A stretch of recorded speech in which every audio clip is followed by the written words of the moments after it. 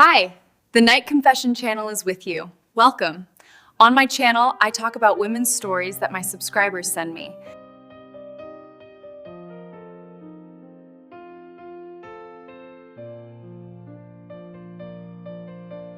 Part 1. It all started so innocently that, looking back now, I can hardly believe how quickly everything turned into ruin. I was a literature teacher, a woman in her 40s, married, with a teenage daughter. My life was stable, predictable, and in many ways comfortable. But beneath that facade of calm, I had long felt that something was missing. Then, Alexei appeared. A new history teacher, much younger than me, just 30. Tall, attentive, with that spark in his eyes that immediately drew attention. At first, I treated him as just another colleague, someone to chat with in the teacher's lounge. But over time, I noticed how my heart beat faster whenever he spoke to me, how his voice lingered in my memory. One evening, when the school had emptied out, we found ourselves alone in the hallway. I don't remember exactly what we talked about, something trivial about books and lessons, but suddenly he looked at me in a way that made my breath catch. There was something in his eyes that felt both dangerous and intoxicating. He said quietly, "You understand me better than anyone else here." It was a simple phrase, but it pierced me deeply. I felt heat rise to my face and I turned away quickly. But from that moment on, everything changed. I began waiting for his presence. I found excuses to linger in the teacher's lounge, just to hear his laugh or catch his glance. And every time he spoke to me, I felt something stir inside me, something I hadn't felt in years. I knew it was dangerous. I knew I was playing with fire, but part of me craved that danger, as if I had been asleep for too long and was finally waking up. Part 2. After that conversation in the hallway, everything shifted. I could no longer look at Alexei the same way. His words, "You understand me better than anyone else," echoed in my mind for days. I caught myself searching for his gaze in the teacher's lounge, waiting for any small excuse to cross paths in the hallway. We began talking more about books, about life outside of school. I told him about my daughter. He told me how hard it was to adjust to a new workplace. We laughed, we shared stories, and everything felt so easy, so natural. It had been years since I felt that kind of lightness with a man. Soon, he began lingering near my classroom. Sometimes he would just poke his head in to ask, "How are you doing?" Other times, he would bring me coffee he had picked up on the way.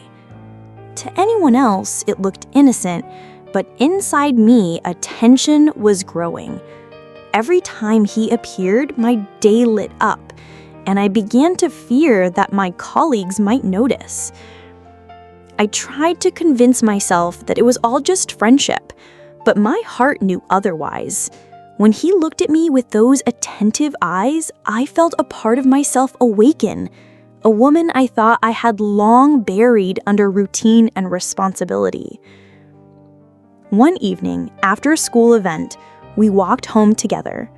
It was already dark, the streets almost empty. The air was chilly, and I shivered. He offered me his scarf. When he draped it over my shoulders, his hand lingered on the back of my neck just a second too long. The touch was almost innocent, but to me, it felt like the world stopped moving. We paused at an intersection where our paths diverged. I wanted to say thank you and leave, but instead he said softly, "I really enjoy spending time with you." Those words, spoken in that voice, felt almost like a confession. I blushed, unable to respond, and quickly walked away. But all night, I replayed his words in my mind. From that evening on, our conversations moved beyond school. At first, we texted about books and movies, then about feelings. He wrote, "You're an incredibly smart woman. I'm so glad fate brought us together." I responded cautiously, but in truth, I craved those words like air. I started lying to my husband. Little things, like, "I'll be late, I have a staff meeting," or "I need to check papers." Small excuses that gave me more time with Alexei. My conscience tormented me, but at the same time, I felt alive, desired. My heart beat like that of a teenager in love for the first time.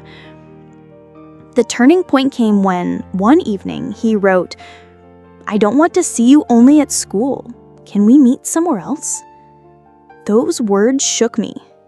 I stared at the phone for a long time, paralyzed, but my fingers typed almost against my will. "Yes, let's try." Part 3. Our first meeting outside of school happened almost by accident, though perhaps it was fate, or maybe just my weakness. We agreed to meet at a small cafe not far from the city center. I arrived early and nervously fiddled with a spoon, terrified that someone I knew might see me. It felt as if every customer walking in was staring directly at me, knowing I wasn't waiting for my husband. When Alexei finally walked in, I felt my whole body tighten and burn at once. He was dressed simply, jeans, a shirt, a coat, but something about him made me forget everything else. He sat across from me and our eyes locked. We talked about trivial things, books, movies, how quickly the school year was passing, but the words were only a cover. Between us hung a tension so heavy it was almost tangible. At one point, he leaned closer and whispered, "You know, I've wanted to tell you this for a while. When you walk into the teacher's lounge, the whole world seems brighter." The words hit me straight in the heart. My breath caught, my hands trembled. I tried to joke, to deflect, but he kept looking at me in a way that stripped me of all defenses. After the cafe, he suggested we take a walk. We walked side by side, shoulder to shoulder, and every step felt like walking deeper into an abyss. I could feel his nearness, his warmth, and inside me everything was burning. On a quiet street with almost no people, he stopped. His hand brushed against mine, lightly, almost as if asking permission. I didn't pull away. I let him. And in that moment, he pulled me closer and kissed me. It was brief, but overwhelming. I froze, feeling the ground slip away beneath my feet. My heart pounded so loudly I thought it might burst. I knew I had crossed a line. We were no longer just colleagues, no longer just friends. That kiss had changed everything. I pulled away, not because I didn't want it, but because I was terrified of my own feelings. In a whisper, I said, "We shouldn't. This is wrong." Alexei looked straight into my eyes and replied, "Maybe it's wrong, but be honest, don't you feel the same?" I couldn't answer. Tears welled up not from pain, but from a strange mixture of fear and happiness. In that moment, I realized I could no longer lie to myself.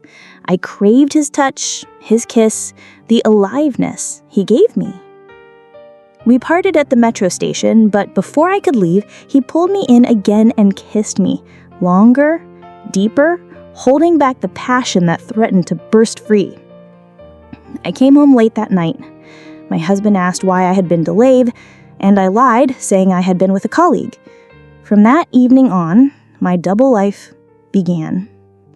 That night, lying in bed beside my husband, I could still taste Alexei's kiss. My body trembled, my heart raced, and alongside that desire came a crushing sense of guilt.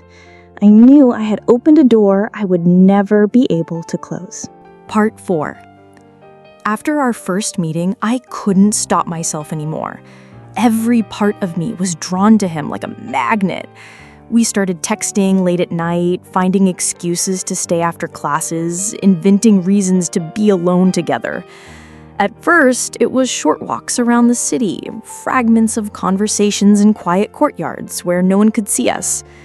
But very soon, we crossed the line beyond which there was no more innocence. One evening, when the school was almost empty, we both stayed late in the literature classroom.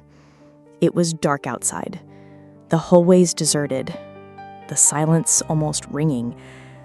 I stood by the window, talking about something trivial, when he came closer, stood behind me, and touched my hair. That light movement sent a jolt through me. I turned, and our lips met in a long, hungry kiss. At first, I wanted to push him away, to say it was madness. But inside, everything screamed the opposite. I couldn't stop. His hands slid around my waist, and my heart beat so wildly, I thought he could hear it louder than my words. We melted into that forbidden embrace, consumed by a passion we could no longer hide. We started finding new ways to be together. Sometimes it was his rented apartment near the school, sometimes a small hotel in a neighboring district where we went under the pretense of work meetings. Every time I stepped through that door, I felt my old life vanish. Out there, I had a husband, a family, a daughter. But inside those walls, I was someone else. A woman who was alive, desired, burning with passion. Those encounters were fire. His touch, his breath against my skin, the mix of urgency and tenderness in the way he held me, it drove me insane. I forgot everything, surrendered completely, letting my body and heart speak for me.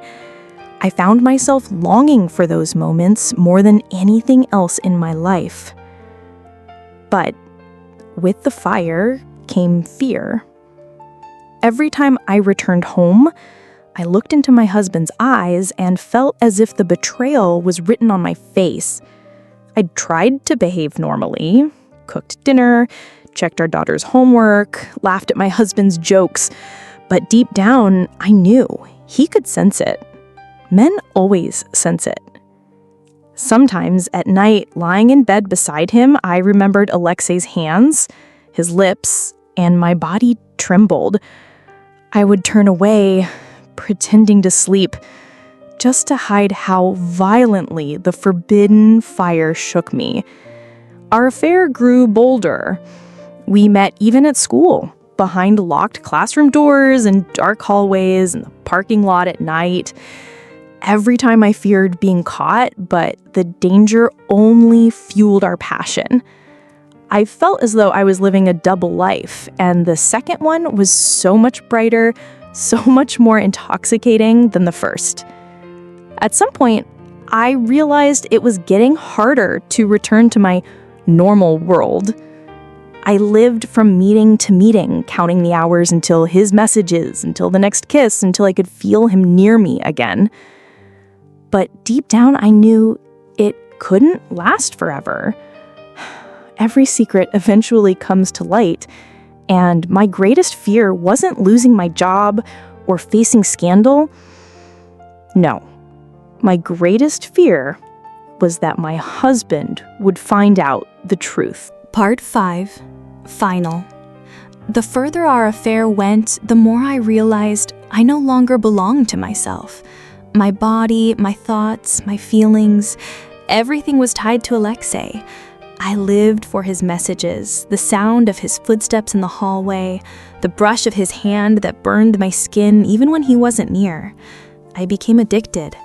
Without him, the world seemed gray, empty, cold. My husband, my family, domestic responsibilities, all of it faded into the background. I played my familiar roles, but inside, I was only a shadow. The real me existed in stolen hours, in secret meetings, in the passion that made my head spin. But with each day, the guilt ate away at me. My husband began noticing changes: coldness, distraction, indifference. His gaze grew more suspicious. I caught myself flinching whenever he picked up my phone, nervously laughing at simple questions. I knew he could feel that I was lying. One evening, everything collapsed. Alexei and I met in his apartment. It was a fiery, desperate encounter where we seemed to be trying to escape the world. I forgot to turn off my phone, and at that exact moment, my husband called. Long, persistent calls. I didn't answer. He came. When he opened the door, I don't know how to describe it. Perhaps he had suspected all along. Perhaps he had been watching. But he walked in and saw us together. That look? I will never forget it. No shouting, no anger, only a horrifying silence and a pain so deep I knew immediately he would never forgive me. I tried to explain, to justify myself, but my words drowned in emptiness. He left without a word, slamming the door, and I was left standing in tears, naked, hollow, destroyed. After that, our life turned to ruins. My husband filed for divorce, my daughter stopped speaking to me, rumors spread at school. I had lost my family, trust, and the respect of my colleagues. And the most terrifying thing, I lost myself. Alexei tried to comfort me, saying we could face this together. But soon, I realized he was drifting away too. His passion faded along with my strength. He wasn't prepared to carry the burden of a destroyed family, a child who wasn't his, pain and hatred. He disappeared as suddenly as he had entered my life. I was left alone, in an empty apartment, in a silence that rang in my ears. I often remember that first day he spoke to me in the hallway. Everything seemed so harmless then, but it was from that moment that my fall began, the fall that led me here. Now, I have nothing. No family, no love, no future. Only memories that burn hotter than any punishment. My story is not a tale of romance. It is the story of how the desire to feel alive can destroy everything around you. And I'm living proof. Thanks for your viewing. The best gift from you will be a like and a subscription.